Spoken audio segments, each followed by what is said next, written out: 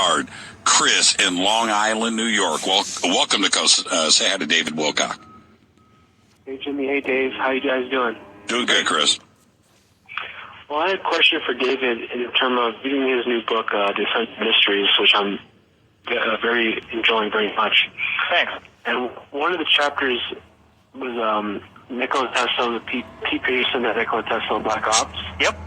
One of them is about Black Jesus, where there's a ascended being appearing in Africa.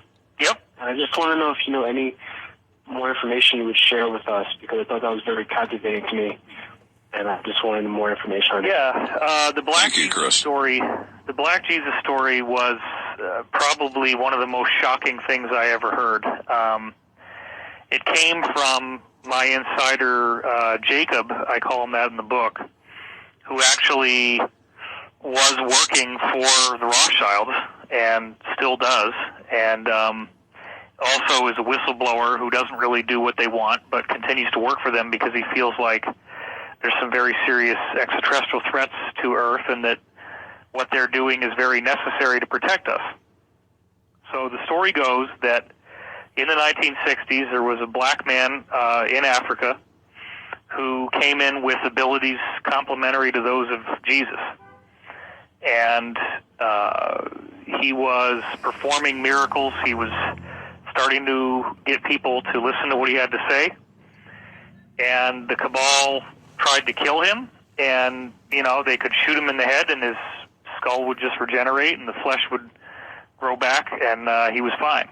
And, you know, so the crazy story that I heard, which, and remember, I was told at the time that if I disclosed this, that I would be killed, and I ended up putting it in the book anyway. The story was that this guy, you know, they finally said, okay, we're going to bring you to the United Nations and share your message with the world. Let's get you on this flight. They bring him on this flight, and instead of bringing him to the United Nations, they shot him repeatedly, and then actually had some kind of meat grinder device, and basically like a bandsaw, I guess, and sawed up his body into a whole bunch of pieces, put him in these very like radioactive shielded containers, and then had all these fighter jets dock with the plane and fly his body parts to all corners of the world, where then these containers turned them into ash. And they thought that maybe this would defeat him, like that his body somehow, the tissue was necessary. So if they destroyed all the tissue in all these places across the world, maybe they could defeat him. Well, he then regenerated in their offices and was fully fine, fully intact.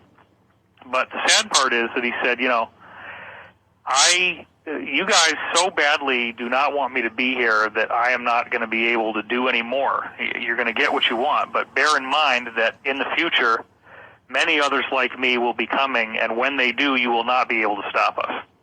Wow. Wow. Well, that is all I know. Unfortunately, right. There's nothing more to the story than that. I don't Incredible. But it is an incredible story. Incredible. Let's go to Wild Card. Thomas, right here in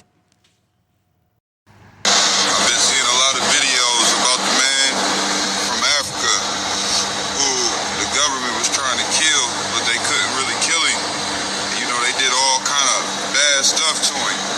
I just want to let y'all know he was a Bantu man. He was an Israelite by blood, a saint, real saint. His name was Simeon Toko. They cut his heart out and everything. You see that? And they told him, he told them when his heart was out that there's many more like him that's gonna come in the future, and they ain't gonna be able to stop what's gonna happen. All praise to our power, YAHAWAH'S,